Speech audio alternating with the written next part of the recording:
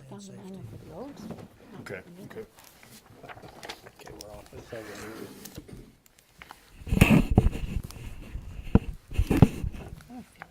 Good evening. I'd like to call to order the meeting of Bellbrook City Council. Today's date is January the 10th, 2022. You can stand and join me in the Pledge of Allegiance.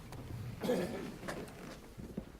pledge allegiance to the flag Of the United States of America, and to the republic for which it stands, one nation, under God, indivisible, with liberty and justice for all. Thank you. And Rob, if you could call the roll. Mrs. Cyphers. Mr. Greenwood. Here. Mr. Harding. Here. Mr. Havens. Here. Mrs. Middlestetter. Here. Mayor Schweller. Here. Thanks, Rob.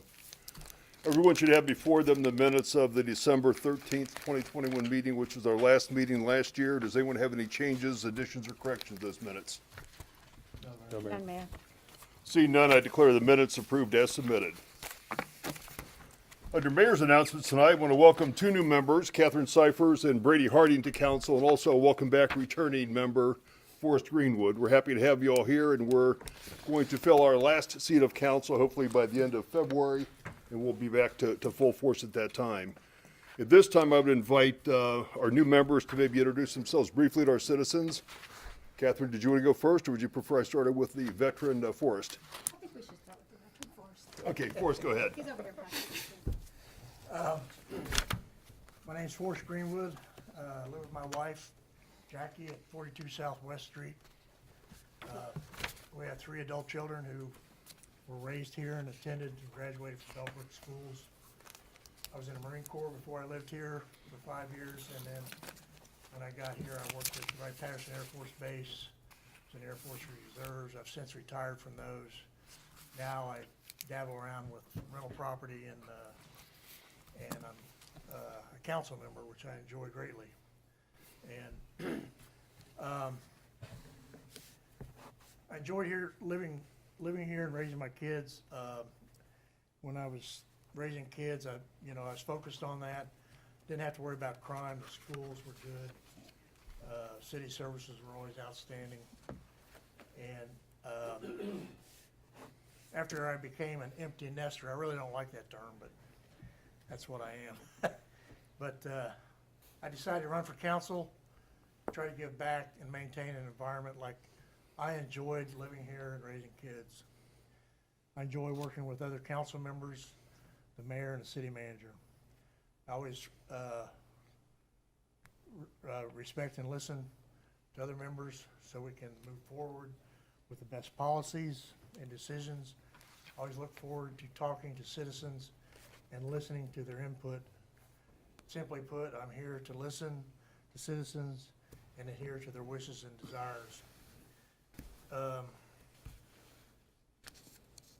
When I asked citizens what they would like for me to do when I was campaigning this summer and fall, a lot of people just say, just do the right thing. There's not a whole lot of complaints from a lot of citizens. It was this campaign season, I really enjoyed it. Talked to the Bellbrook citizens and listened to a lot of successful and happy people that live here.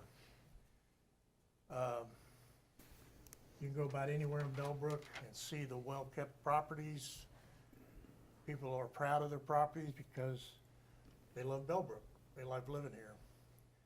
I've asked citizens anything you don't like about Bellbrook.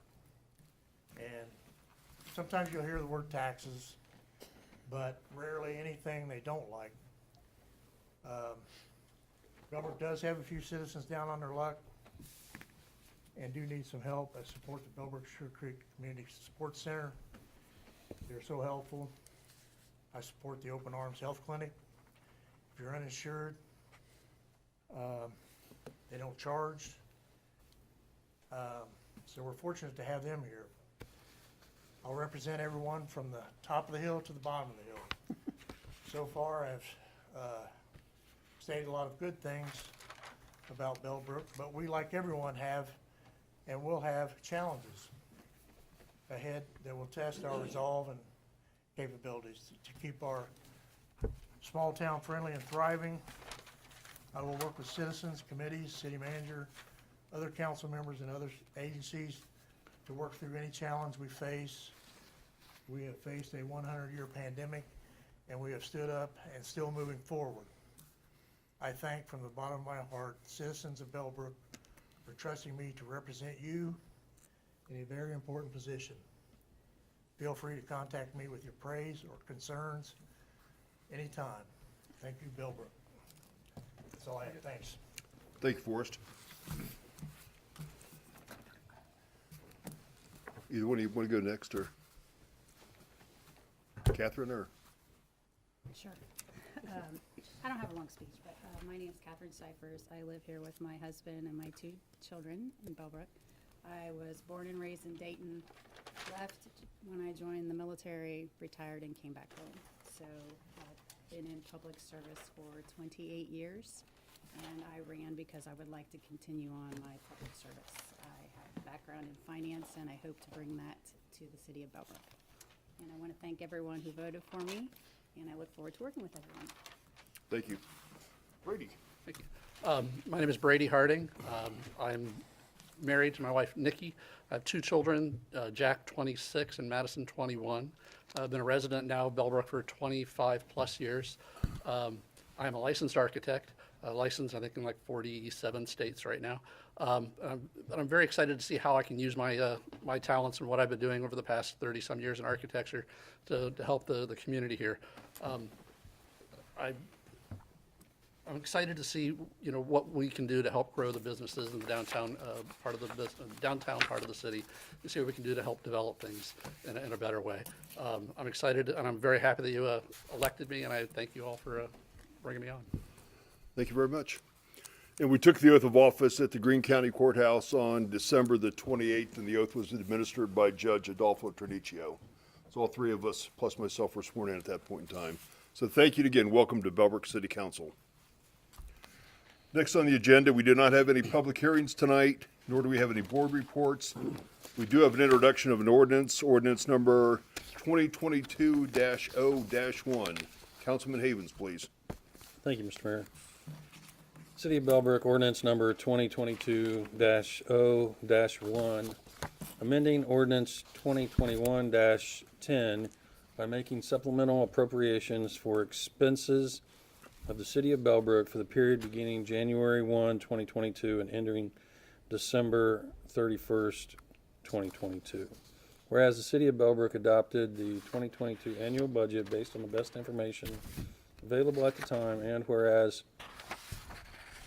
additional costs and/or adjustments will occur in various 2022 personnel, services, and other expenses, which requires the amendment of various appropriation levels. Now therefore, the City of Bellbrook hereby ordains, Section 1, that the 2022 appropriation levels in several of the funds listed below be amended as follows.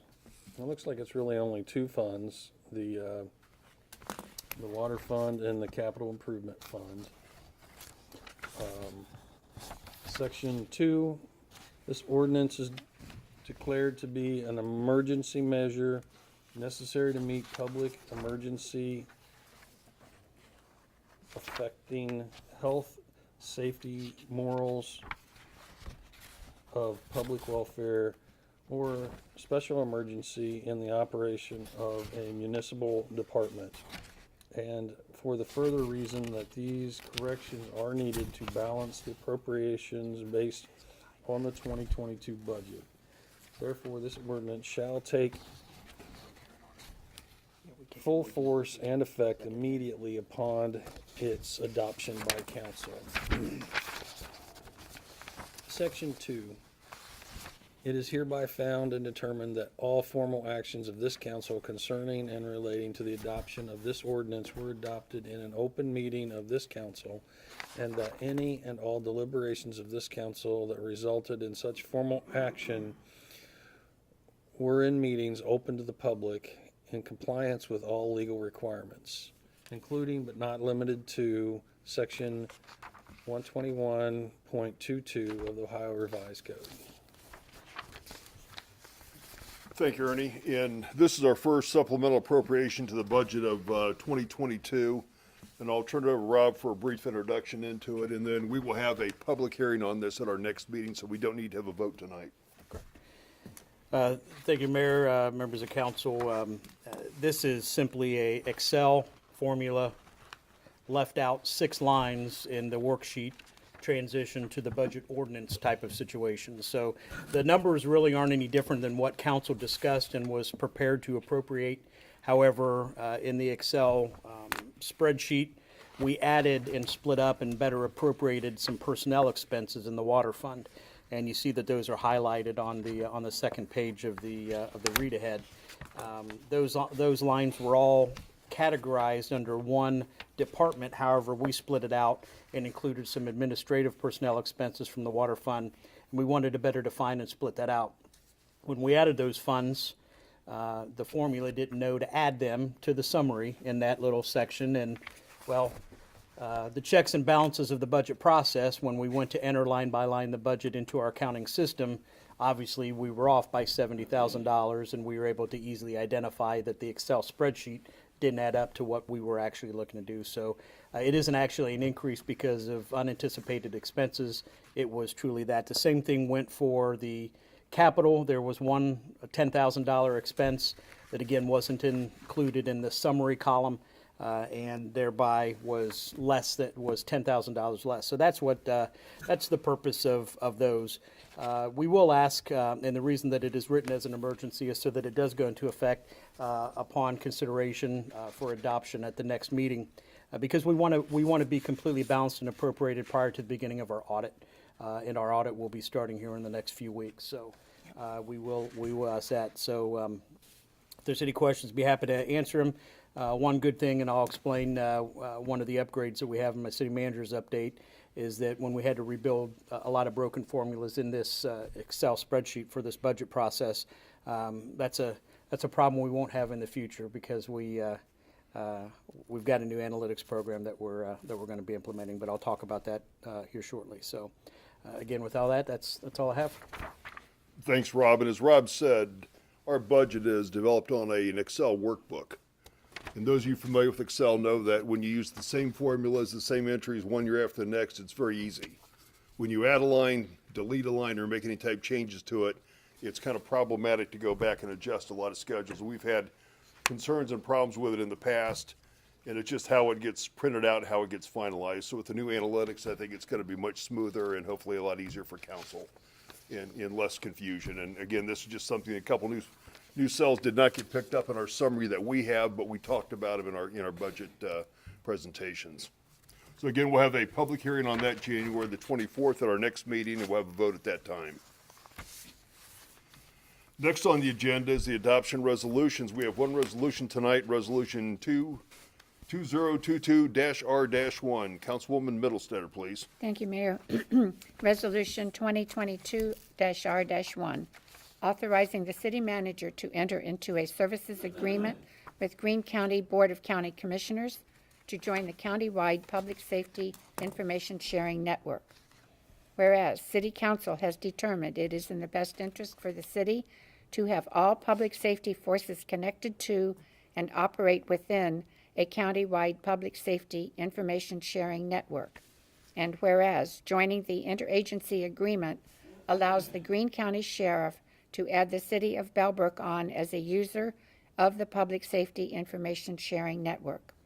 Now therefore, the City of Bellbrook hereby resolves, Section 1, the city manager is hereby authorized to take all actions necessary to enter into a services agreement with the Greene County Board of County Commissioners as substantially set forth in Exhibit A. Section 2, that it is found and determined that all formal actions of the City Council relating to the adoption of this resolution were adopted in an open meeting of this council, and that all deliberations of this council and any of its committees that resulted in such formal action were in meetings open to the public in compliance with all legal requirements, including Section 121.22 of the Revised Code of the State of Ohio. Section 3, that this resolution shall take effect and be enforced forthwith. Thanks, Elaine. And Rob, if you could give some background on what we're talking about here. Absolutely. As council recalls, we were able to take on a project at the end of last year by making improvements and upgrades to the in-vehicle computers for both police and fire. This is a services agreement that all the municipalities and agencies within the county have signed on to in order to share those resources and be part of that public safety information sharing network. So in order to do that and have licenses, then we will need to be part of that general services agreement, and that's what this does. Is this allows and authorizes us to join into that, and authorizes the county to issue out licenses for us so that we can complete that program in the process. Okay, thank you, Rob. Any comments or discussion amongst the council on ordinance or on resolution 2022-R-1? We please have a motion regarding resolution 2022-R-1. Yes, I move that we adopt Resolution 2022 Thank you, Elaine. In a second. I'll second it. Thank you, Forrest. Motion to approve 2022-R-1. On the call, Mr. Greenwood, Yes. Mr. Harding, Yes. Mr. Havens, Yes. Mrs. Middlestetter, Yes. Mayor Schweller, Yes. Mrs. Cyphers. Next up is a new item on the agenda, number 10, reference of legislative proposals to committees. If you'll go down to item 15, one of the things we're going to talk about is council rules. We're not going to rule on the council rules tonight, but I want to make everybody aware of them. We did look at them, and agenda item 10 is stipulated our council rules that we have not seen before. I don't think I've ever seen on the agenda. We don't have anything under that section tonight, but it's one of the items that's going to be out there until we decide what to do with it, and probably we may decide to delete it going forward. So nothing to report under that thing tonight. We'll talk more about as we get into council rules on item 15D. Next up is the city manager report. Thank you again, Mr. Mayor. A few updates tonight. Our audio-visual and other technology-related updates and upgrades we have ongoing is the primary source of the update tonight. All of the equipment for the AV upgrade has been ordered. Most of it is in. Luckily, knock wood, we haven't been affected too much by the supply chain. However, there are a few outstanding items, but they are projected to be shipped pretty soon. As you recall, when we did the upgrade to turn the Bellbrook TV channel back on, we realized that there was really no upgrade to the equipment in the room. So we wanted to make sure that the sound and the video and everything was enhanced in order to not only apply to that TV channel, but also to our streaming. So that's one thing. Speaking of streaming, a new streaming solution has been acquired and will be online here hopefully about the same time within a month or so. That streaming solution will not use YouTube anymore. We will actually be hosting our own streaming, and it will be integrated within our website. The streaming will allow for viewers to have the meetings indexed by agenda. So for instance, tonight's meeting would have been indexed. If somebody wanted to go to the part of the meeting where they get to listen to me talk about all these things, they would click on City Manager's update, and then it immediately takes them to that portion of the video. That also allows for better searching, indexing, and archiving of those videos because that is a record of the city, and we want to make sure that we are properly retaining, archiving, and making those records available and transparent to the community. So we think it'll provide a much enhanced use of reviewing meetings and keeping track of things, and also for people that are unable to attend, they'll be able to view from anywhere. So that's one thing. Speaking of our indexing, the agenda itself is transitioning to an electronic archived type of agenda as well that'll be integrated on the website. So when someone goes to search for our public meetings, it's going to be a one-stop shop. Not only will they be able to indicate where in the videos, but it'll also attach the various ordinances, agendas, etc. And it also has modules to where while we are in the meeting, the agenda can kind of roll and go as a presentation so that people are very familiar where we are. Things can be time stamped as we go along. And actually there is the opportunity to record voting as we go. And those votes are recorded and managed right into the minutes. And it creates efficiency in the creation of the minutes and it's all integrated. So when someone goes to look at our public records and our public meetings, I should say, it's, like I said, a one-stop shop where they can index and identify and search for anything that they're looking for. They can search by name, they can search by ordinance number, et cetera, so that they can have access to that information. So again, I think that's a great enhancement for the community, and we appreciate council's willingness to support these upgrades as we want to make the business that the city conducts much more available to the viewing public. Next, we have and we talked about this, still kind of along the lines of records and archiving, but for email. Currently, the only way to go through email is to manually have each user go through, should there be a records request, or should we need to identify something, maybe in a previous employee or whatever. We now subscribe to a service that should come online in the next week or so that archives and pre-filters all email. One of the largest threats for any type of virus or any type of network hazard is through email, by opening of attachments that are unknown and or maybe look known to you but could be disguised. This is probably in the market one of the best systems in grabbing that and in filtering the email, and it would require the user to be warned about anything that might be suspicious or phishing or something. So as we implement it, we'll make sure to train everybody, because you may get an email and it might look a little different, that you might have to forcibly either quarantine or look at or release it or something, but we'll cover all that. The next thing that it does also is it backs up and archives all of our data, our email data. So for instance, Dr. Van Veldhuizen, he's no longer a council member, but what this will do is this will capture all of the emails within his account. So if we needed to access those or resource those, we'll always be able to do that. And that's the case now. If we have a records request, we don't need to go to the user to search for it. We can have a more accurate search of that record, and also make sure that that record, even if it's deleted by the user, it's still archived. So security, if you have a computer crash and you accidentally delete half of your inbox or something, that's not a concern anymore once we get this all up online. So again, something that enhances that. And the last thing, and I mentioned this a little bit, was the finance software enhancements. We've begun that. We will be transitioning to an internal payroll system, and where the efficiencies really are created in that is the development of the budget itself. One of the most difficult parts of the budget is developing the personnel side. It's the largest part of the budget, and it's also the most complex. This will allow us to transition our payroll directly into the creation and management of the existing and new budgets. The next thing it does is analytics. So for instance, we build the budget in Excel. We do our analytics, we do our trending, we do our summaries, etc. And then we take and we export that into the accounting software system. And when we did that, that's how we found that there was 6 lines that weren't included. This system actually does those analytics from within the accounting system. So there is no export or import. The data is the data. You're actually working with the accurate numbers. And if you want to make an analytics report, well, you export the report. You're not exporting your data.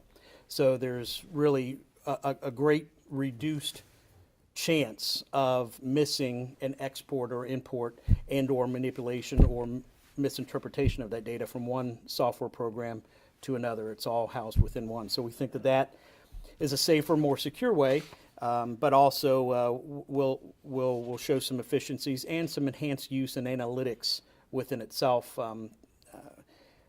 We don't have to be Excel geniuses. There's reports built right in, purposely made for the analysis of our financial data. So we look forward to having that online, probably 4 to 5 months. Take some time to develop and build that. And we didn't want to do it right now because we wanted to get the budget input. This is our first full year of the new system, so we don't want to take on too much at one time. And the last thing that I had is 2021 goals and objectives. Formal update on those. I was planning to schedule for the January 24th meeting, and then we can decide how we move forward. Great updates on all of them. We've got 2 remaining projects that are ready to implement, and we're going to bring those as well to see what council wants to do and move forward. and those are the severe warning system and the CIC, because I know those were two things that will require some council action, but the rest of the items we've been through, and we have great updates on, and then we'll be able to take those updates, see if any of them stand into 2022, and/or any new goals for that discussion in 2022. So that's all I had for the update this evening. If anybody has any questions. Questions or comments of the city manager? And Rob, I'm personally very pleased with the technical upgrades we're going to do. I've seen some of the council meetings in some of the cities that you can click on an agenda item, it'll take you right to that discussion during the meeting, which ours, you got to kind of sort through a lot of stuff, and I know Melissa's nodding her head because she's been doing that. And I know that they have to go back and look for a resolution last year that discussed council goals or whatever. It's very difficult to go back to get it without going through a lot of documentation and spending probably half a day searching through files. And so this is going to be something that's going to bring us into the 21st century, hopefully. So very good. No doubt. Any other questions or comments of the city manager? I think the, being able to, provide the Freedom of Information Act will save a lot of time for the city. We had, past several years, we just had a ton of that. Took a lot of personnel time, and in the long run, it'll be better, be more complete, and easier on staff.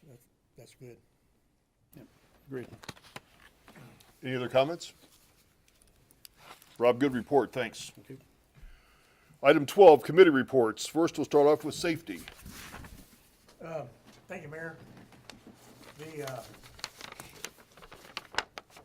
police, upgrade for police and fire public safety information sharing network is ongoing. Still waiting on some equipment pieces. The police, I just want to make a comment. We've had body cameras for about 6 years now. And council was going back and forth, and we worked with the police department, and we decided to get them. They've been in use. They've been very helpful. They help in court cases. It's kind of a protection device. You know, the information's right there on tape. And the reason I bring this up, I noticed Kettering was talking about getting body cameras, and across the country I've seen police forces decide to get them. And I was just surprised that they've been waiting so long to get them because of what they do. So we've been ahead of the game. You know, we had the forethought to get them, and it's worked well. And I just want to make that point. Fire department, your power cot should be installed this week. They're waiting a few more parts. That seems to be a common thing, waiting for parts, no matter where you're at. But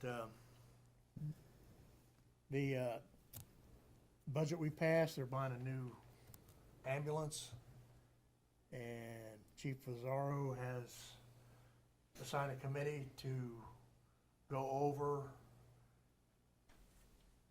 what the requirements would be for the new ambulance. Some of the people on the committee work in other fire departments, so they're familiar with what other fire departments are using, some of the equipment that needs to be installed, how it's set up, whether it's going to be gas or diesel, all these different things. They're going to really pay particular attention to get the best piece of equipment that we need to suit our needs. And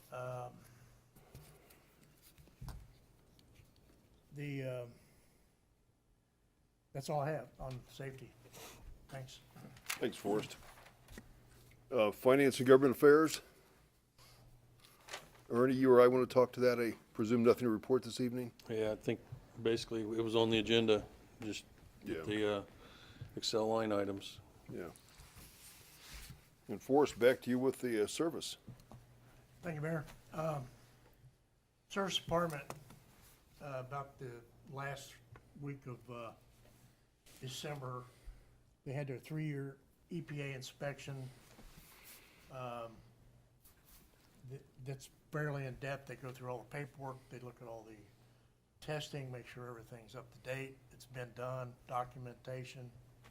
It's pretty in-depth, and we'll be getting a report probably later this month, and we don't anticipate any problems. Search department's been working on the museum, repairing the front door, and some of the interior items.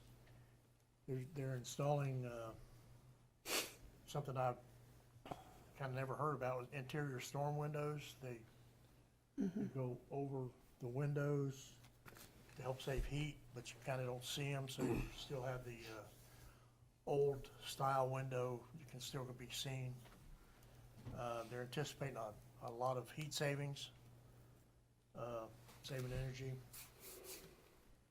And Ryan said this extreme cold weather we start getting towards zero. Some people have homes that maybe they have a pipe freeze, especially if it's windy. If you don't really have a way to fix that, one thing he suggested to people is, if you know you're going to have an issue with maybe your sink faucet freezes up or whatever, just set it up to where it trickles water. That's one of the best ways to keep it from freezing, because it's a whole lot cheaper than have to call a plumber. Water's fairly cheap, so. And that's about all I got. Thanks. Thanks, Forrest. Community Affairs, Elaine. Okay, thank you, Forrest, about the museum, because I had somebody ask why is there plywood over the front door of the museum? So I found out they're refinishing the door, and they're also going to refinish the side doors as part of the renovation, because January and February the museum is closed, so they can do those more extensive repair jobs and maintenance jobs to keep it in good shape. I have a report from the library that I'd like to share. It's a little lengthy. Is it okay if I? Please do, yes. Okay. Our Sue Jeffrey started as our head librarian in 2019, just 6 months before the pandemic forced them to shut down for 6 weeks.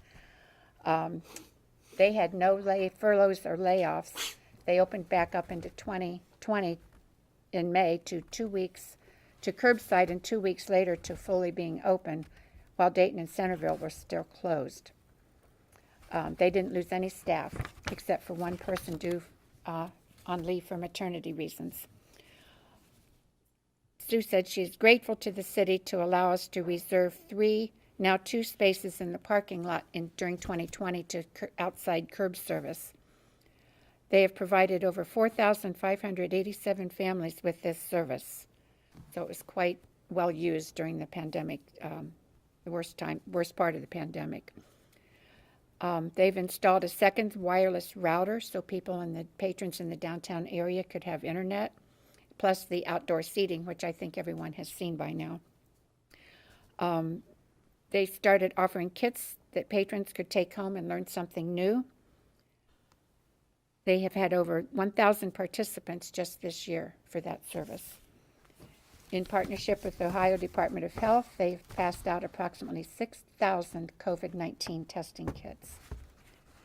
In partnership with the Fairborn City Schools and the Children's Hunger Alliance, they continue to offer summer meals and after-school snacks to children in need. Since these programs started in June 2021, we have given out close to 1,700 meals. With a grant from the American Rescue Plan Act and the State Library of Ohio, they're providing after-school tutoring to kids who may have fallen behind. So far, they just started in November, but so far they've had 40 sessions. They've provided 347 programs and had almost 7,000 attendees in 2021. They've continued to collaborate with the Parks District and the Community Support Center, but they've also forged new engagement with the Optimist Club, the Lions Club, and the Greene County Council on Aging. So they'll be doing programs in conjunction with those organizations. Inside, they've created a new seating area in the front window and added a hold shelf and a second self-check station for patrons to come and go, so you can check your own books out. And they'll soon have a new workroom for staff so that they can have lunch and do work where they need to work without being interrupted, so they can focus on that. The new challenge, folks have gotten used to buying books online and using the subscription services at home, so they're not coming into the library. Said one of the reasons folks come in, they might see another book or another DVD that they'd like to take out, so they grab extra materials to take home. So when you request books from home, that browsing factor is missing, so they're working to increase the actual circulation. They said if every patron would check out one more item a year, they'd kick their circulation rates right back up to where they were before. They've been working incredibly hard to provide Bellbrook and Sugar Creek with the highest level of service, a pleasant place to be, and wonderful programs. They are always proud when we hear Centerville and Kettering residents come to Bellbrook because they enjoy our library and appreciate the level of service they provide. They said our size is small, but our greatest asset is as it allows us to get to know our patrons better and react quickly to their needs. They are very grateful to the city for taking such good care of them. The service team has been very responsive when we have needed anything at all, and I am ever appreciative. So she's welcomed you all to come to the library and see for yourself. Thank you, Elaine. And it's very important for everyone to notice that the library building itself is owned by the City of Bellbrook, staffed and operated by Greene County. So thanks for the report. Yeah. Anything else this evening, or? No, that's it. Thank you. Again, item 13 on the agenda, bids. This is another item that's through the council rules that we don't have anything to discuss tonight, but that item has not been part of the agenda. We'll probably talk about that later if we want to keep that or delete it. We have no old business for tonight, but we do have some new business. And by way of updates, I'll start, Rob. You can fill me in if we need to on anything. We've sent out notice seeking resumes for qualified electors of the city to be appointed to the vacant council seat. The deadline for submissions is January the 28th. Interviews by council will be conducted by the first and or second week in February, and a planned appointment date for the council position, February the 14th. Anything else to add on that? No, ad is in the paper. Okay, thanks. Next up, item 15B is the deputy mayor election. And this is an item I'd like everyone to consider what they want to do and who wants to be the deputy mayor. I would like to defer the vote until our next meeting, give everyone a chance to think about it. Obviously, it's a good training position for someone who aspires to be the mayor at some point in time. And, you know, when I was deputy mayor, there were very few meetings I had to chair, but I know that last year I missed a couple meetings, and I expect the next 2 years I may miss a meeting or two as well. So let's talk about that in next meeting, and we'll have, again, if you read the council rules, it describes it as a secret ballot, which I don't think is permissible anymore. I think we'll have a nomination at the meeting on the January the 24th, and we'll have the votes that evening. Another item we can either talk about tonight and appoint, or we can think it over and talk about it on the 24th, and that is the 2022 committee assignments. We have 4 standing committees of council. Each member of council basically sits on 2 committees, and that kind of fills out the roster. So each committee has 3 people. And since we've got a couple of new people tonight, I am fine if we want to talk about this evening, or if we want to push forward and think about it and maybe research the committees. They're explained in the council rules, and decide who wants to be on which committee, and we can delay that till next week. Thoughts or feedback on that? Hearing none, I assume we want to wait till the 24th? I think so. Yeah, That's get the fine. new people. look And at then the what we'll do committees. with the vacant seat that won't be filled at that point in time, we'll just have a space holder. And I think the best approach is to just assign those committees to that individual and go from there. So hopefully it'll work out okay. They're not here to protect themselves, so they get what they get. Be on the finance committee for sure. No one seems to want that one except me. Absolutely, and we want you on finance committee too, by the way. Yes, Yeah, I'll forfeit my spot to you. and I don't want it ever. You know, item D is council rules. In the packets, everyone got a copy of the council rules. I think it's about 4 pages. You know, when Rob first came here, he asked us if we had council rules, and I wasn't sure what we had. I don't remember talking to him, speaking to him in those terms, although I think we had a resolution in 2019 that impacted them. But in any event, they're out there. What I'd like to do is have you think about it. It doesn't have to be our next meeting, but I think going forward, let's have a work session and kind of go through them in detail. There's some things on the agenda that are pursuant to the council rules that we probably don't need on the agenda. And there's also a couple items in the council rules that we probably need to delete or remove. So have a chance to look them over, and we'll try to set up a work session probably in February. I don't want to jam up the last meeting in January too much. But if you have any questions in the interim on any of those items I discussed, including the council rules, feel free to contact me or speak to Rob directly. This brings us to open discussion. We'll start first with council. We'll start reverse alphabetically. Elaine. I don't have anything more other than the report from the library, so. Okay, thank you. Ernie? Just welcome to Kathy and Brady. Looking forward to working with you guys. And just really kind of looking forward to 2022, and the first thing that pops into my mind is Sugar Maple Festival. So hopefully that goes off without a hitch. I'm very much looking forward to it. That's it. Thanks, Ernie. Brady Harding. I have nothing at this point. Okay. Forrest. I kinda got a question. Last year, there was a cleanup cruise that was done with Sugar Creek Township, Yep. had T-shirts and all that. Is this something we wanna entertain this year, maybe before the Sugar Maple Festival? I'm just asking, we discussed, and we've got different people, you know what I'm saying? Yeah, we probably should touch base with the township and maybe find out when they've set up the date to do it and to see how we can somehow fit into their plan. It's been set up. I'm trying to remember. I was at the meeting the other night.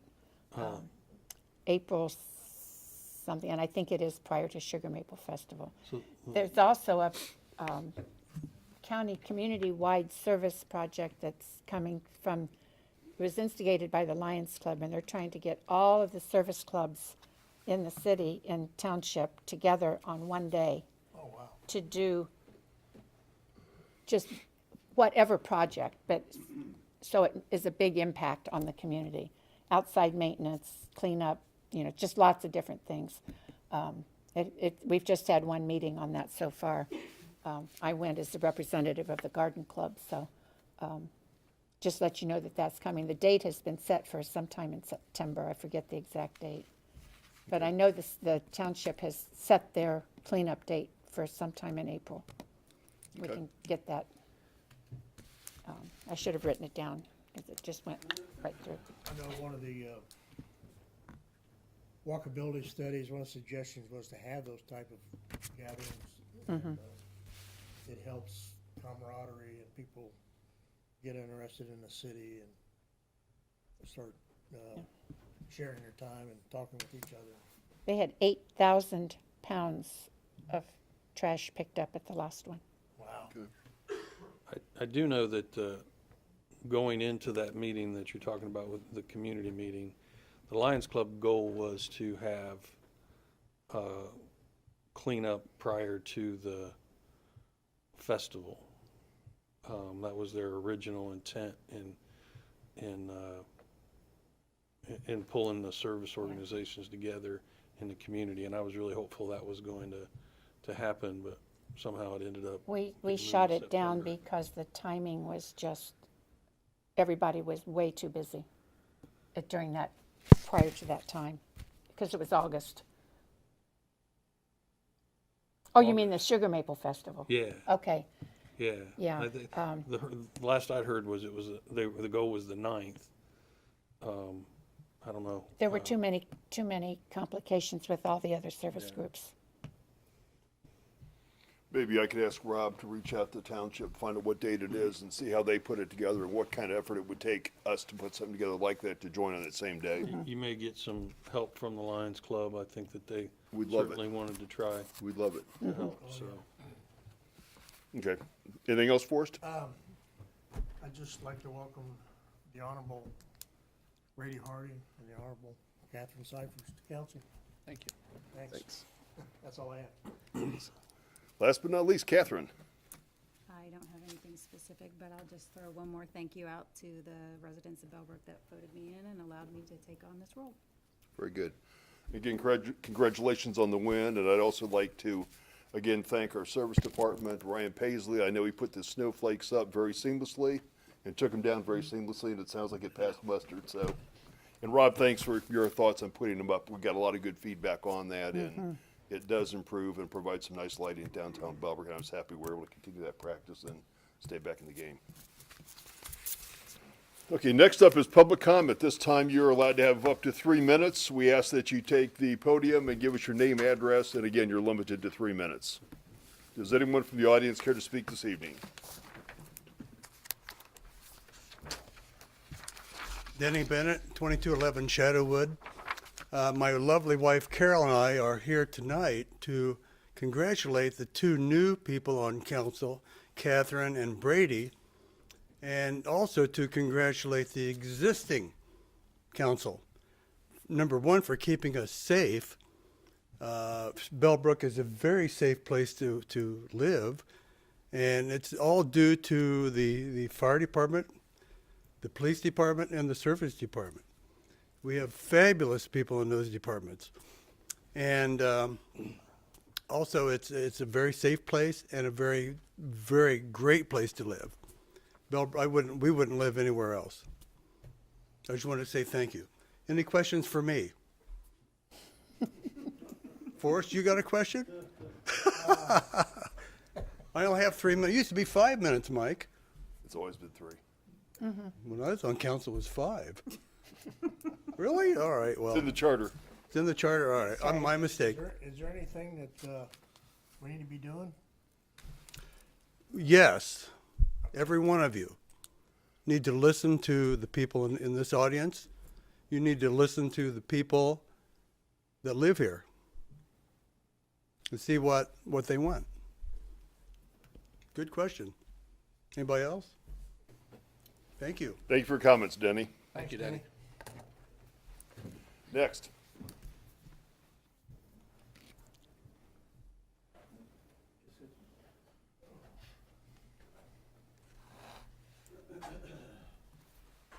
My name's Regan Ross. My wife and I have lived at 30 West South Street for about 45 years. For 40 of those years, we've walked a dog. We walk our dogs down, like we call it the pump house. It's down the city buildings. They're there now. They weren't there then, but, you know, all the way down South Street to where, you know, the levee. It's a great place to walk. Had a little problem with a person at 93 West Maple, got attacked by a dog, did the police thing. He got the warning. I understand later he attacked somebody else and got a citation. It's been suggested I don't walk down there. It says stay away from that area.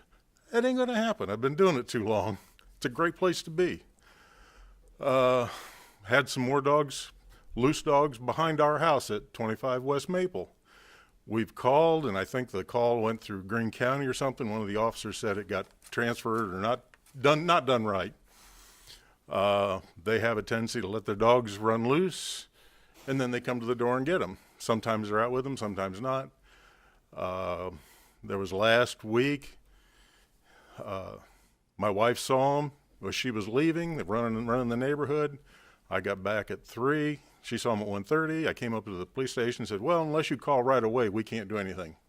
So I don't know if those folks have gotten a warning yet that, you know, this isn't acceptable. Some other issues, I guess it'd be zoning stuff. At the same 93 West Maple, last year he burnt furniture out on a little fire pit that's about that big, but he had like a couch or something on it and burned it. For the last 6 months, he's had skids stacked on that with a mattress leaning against it. Now, the mattress fell over the other day. I don't know. I don't know if that's, you know. A couple of weeks ago, we had somebody move into 73 West Maple. They have roosters in their garage. I don't know what else is in there, but you can hear the roosters in the morning. Oh, dear. The other zoning is 60 Southwest Street. You know, with the stupid little painted windows on the second story. Maybe Mr. Harding can look at it, but I got a feeling that place is never going to be financially able to, you know, it's been empty for 8 or 10 years. And finally, from where I live, there's some nice brick apartments to my east. I think they're a Main Street address. I think the person who got it a couple of years ago is doing what they call Airbnb, where people show up for a couple days here, a couple days there, maybe a week, you know.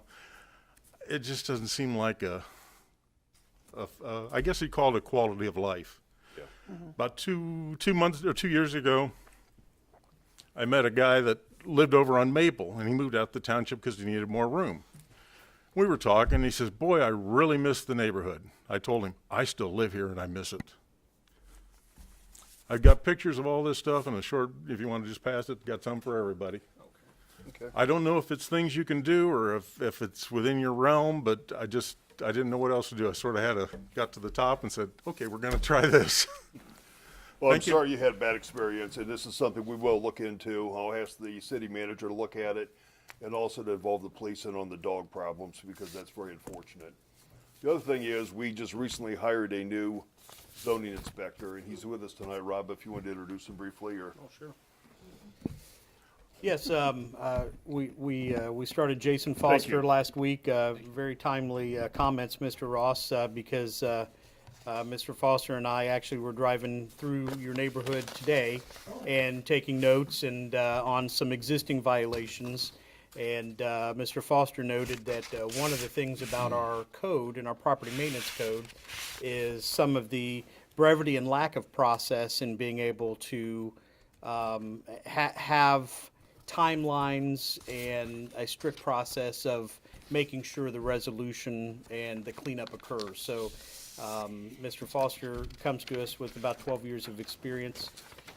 He started in code enforcement, was promoted up to code enforcement administrator, managed a staff of folks, was involved in some zoning code rewrites, dealt with planning and some enhancements, some neighborhood abatement programs that he helped develop, and then most recently was promoted into economic development and is waiting on his capstone project to become a certified economic developer through the State of Ohio Department of Economic Development. He's got a degree in business management, and we're very pleased to have him on board. I think he'll bring a breadth of information, all just not in planning and zoning, but also in community development. And that is his title, Community Development Administrator, because the work that he's going to be able to do and bring to the community is going to be much broader than just code enforcement, although that is certainly within his bailiwick. And he has already been analyzing our processes to help streamline and make those more efficient. He's got some great knowledge, working knowledge, and some ideas that are already off the ground and running. So very timely comments tonight, and know that those are in good hands, and you will see some resolutions to those. Everything that you mentioned is already in our sights. And again, thank you for coming before us this evening, and if you have any future problems, don't hesitate to call the city manager at any point in time. Those are concerns that we all care about, and we have to do a better job to make sure it's better for you. I'd also like to say, appreciate you bringing these to our attention. Yes. But for you and for any other resident watching, we do have a process that you can kind of engage in pretty easily. On our website, we have forms that you can fill out and send in on each property. And when those come into the city, they get logged and tracked, and you can call and check up on them, see what the progress has been, and be able to get feedback on actions. And if you don't get the actions that you feel is appropriate, we certainly appreciate you coming and letting us know. It's not easy stepping up in front of a crowd of people and bringing these things to our attention. And not enough people do. So I really appreciate it. Yes. Thank you. Does anyone else care to speak and address the council this evening? Going once, going twice? Does any member of council have any more business to bring before us tonight? I'd just like to second Ernie. Thanks, Regan, for bringing that up. Hard to do that. I don't want somebody sitting back and anxiety because of the neighbors.